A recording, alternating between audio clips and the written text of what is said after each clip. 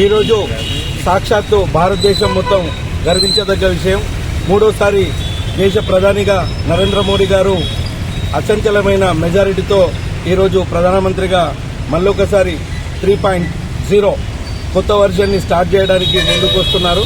అదేవిధంగా గర్వకారణం ఏంటంటే ఇక్కడ సాక్షాత్తు పసుపుకు పచ్చ బంగారం అనే పేరున్న పసుపు బోర్డు తీసుకొచ్చిన ధర్మపురి అరవింద్ గారికి రైతులందరూ, మధ్యతరగతి కుటుంబాలందరూ మూకుమ్మడిగా గత సంవత్సరం కంటే గతం కంటే ఇప్పుడు డబుల్ మెజారిటీతో అత్యంత అఖండమైన విజయాన్ని అందించారు. ఇది దేశ చరిత్రలోనే మేమందరం గర్వపడుతున్నాం. ఇంతటి విజయాన్ని అందించిన ప్రత్యేకమైన నిజామాబాద్ పార్లమెంటు ప్రతి ఒక్క ఓటర్కి, ప్రతి ఒక్క కార్యకర్తకి, బీజేపీ కార్యకర్తలందరికీ పేరు పేరున పాదాభివందనాలు తెలియజేస్తున్నాం. గతంలో కంటే కొంతమంది రూమర్స్ క్రియేట్ చేశారు అరవింద్ అన్న పైన, అరవింద్ అన్న అవైలబుల్గా ఉన్నాడు అది ఇదని. కానీ ప్రజలకు సాక్షాత్తు నిలువెత్తు తెలుసు అరవింద్ అన్న ప్రజల గుండెల్లో ఉన్నాడు కాబట్టి ఆ గుండె చేతు పట్టుకుని జై శ్రీరామ్ అని చెప్పేసి నొక్కి పెట్టి కొడితే ఇవాళ 1,00,000 చిల్లర మెజారిటీలు వచ్చినాయి.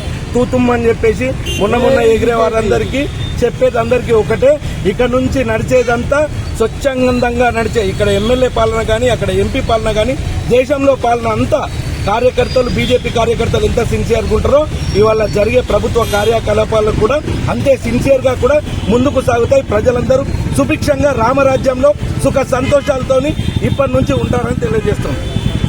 Thanks for watching. Like, share and subscribe.